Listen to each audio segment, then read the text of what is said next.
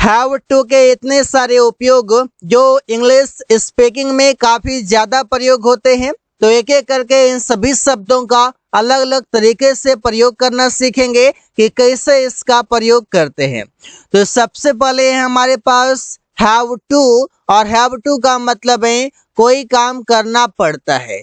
जैसे बोलते हैं मुझे बाजार जाना पड़ता है, तुम्हें रोज स्कूल जाना पड़ता है, रवि को रोज खाना पकाना पड़ता है। जब ऐसे सेंटेंसेस आते हैं तो सेंटेंस सुनकर ही लगता है कि यहाँ पर मजबूरी दिखाया जा रहा है कि काम हैप्पीली नहीं हो रहा है, काम दुखी होकर हो रहा है, मजबूरी वश हो रहा है। तो जब भी आपको मजबूरी दिखाना हो किसी भी टाइप का प्रेजेंट में, आप यहाँ पर बता सकते हैं हैव टू से। अब ये हैव का प्रयोग कौन से सब्जेक्ट के साथ किया जाता है? जैसे I, we, you, they and plural noun और प्रोनाउन के साथ हैव टू का प्रयोग करते हैं। इसका स्ट्रक्चर होगा सबसे पहले subject have to plus V1 plus object होगा।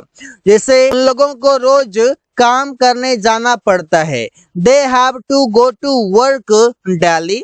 हम लोगों को रोज ठंडी में नहाना पड़ता है, we have to take a bath in winter daily. यहाँ पर वी हैव टू टेक, यहाँ पर टेक V1 है।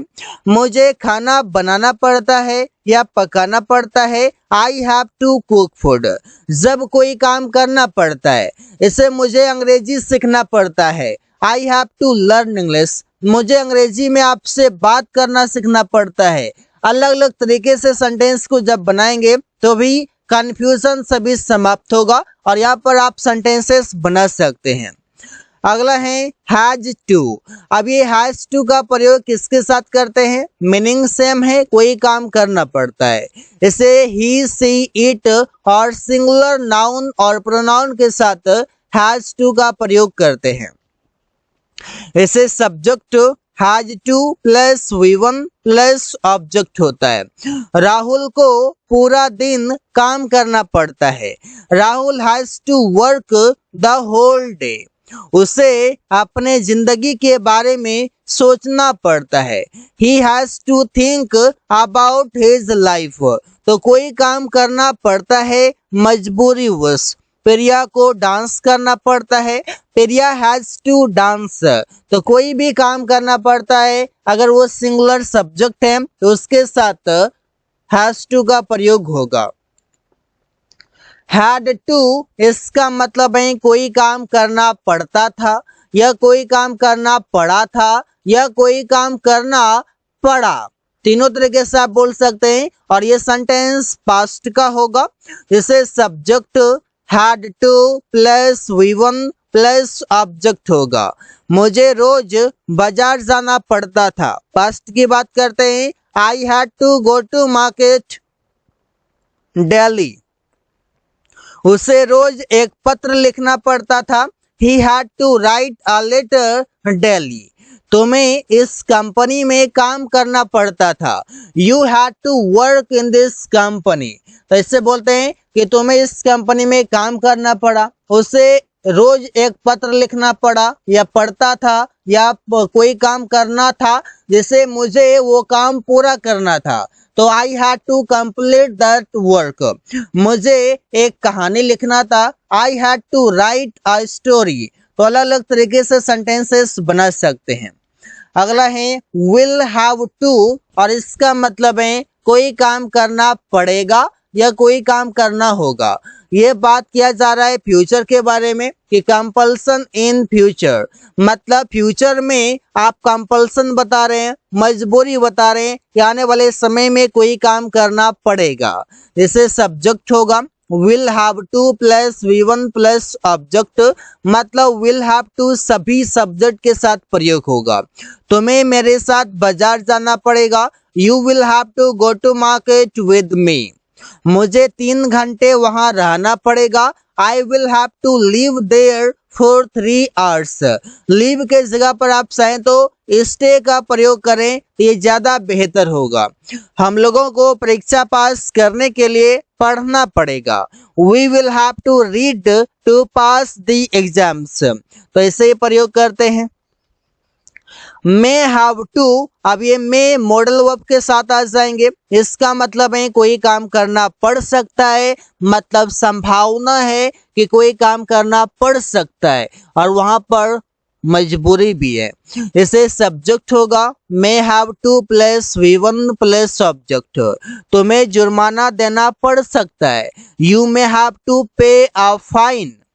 तुम्हारे भाई को परीक्षा देना पड़ सकता है, your brother may have to appear at the examination. तो अपीयर एट द एग्जामिनेशन। मुझे यहाँ रुकना पड़ सकता है, I may have to stay here. यहाँ पर मे हैव टू के बाद V1 V1 V1 यहाँ पर ऐसे प्रयोग हुआ है। कैन हैव टू, इसका मतलब है कोई काम करना पड़ सकता है, एबिलिटी थोड़ा सा आएगा कि कोई काम करना पड़ सकता है। Subject can have to plus V1 plus object, ये सभी सब्जेक्ट के साथ आएगा कैन हैव टू। जैसे आपको बाजार जाना पड़ सकता है, you can have to go to market. मुझे आज पूरा दिन काम करना पड़ सकता है, I can have to work the whole day. क्योंकि काम का ओवरलोड होगा, लोड होगा तो आप बोलते हैं मुझे आज पूरा दिन काम करना पड़ सकता है, तो I can have to work the whole day. तुम्हें अंग्रेजी सीखना पड़ सकता है, तो you can have to learn English. यहाँ पर ऐसे सेंटेंसेस बनाते हैं।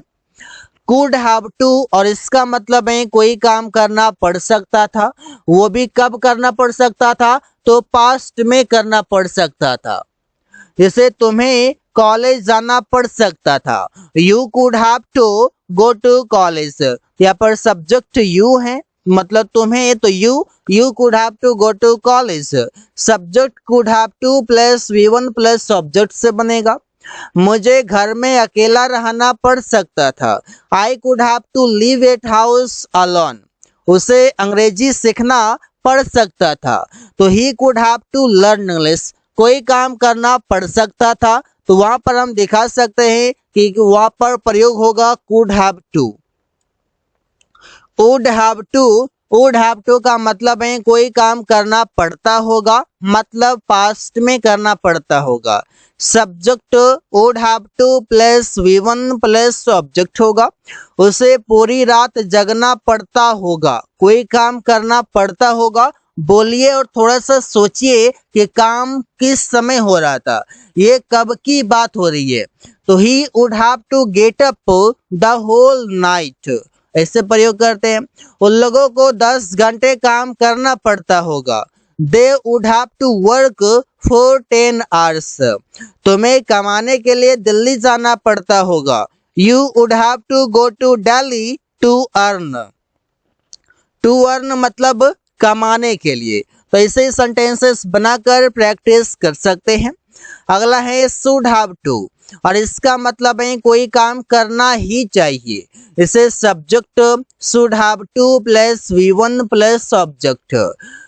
तुम्हें समय पर दवाई लेना ही चाहिए, you should have to take medicine on time.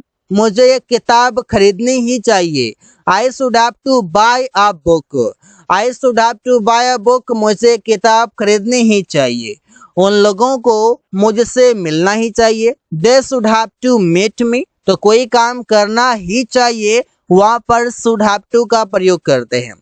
अगला शब्द है माइट हैव टू, और इसका मतलब है शायद कोई काम करना पड़ सकता है, मतलब संभावना लेस है, संभावना कम है, लेस पॉसिबिलिटी है।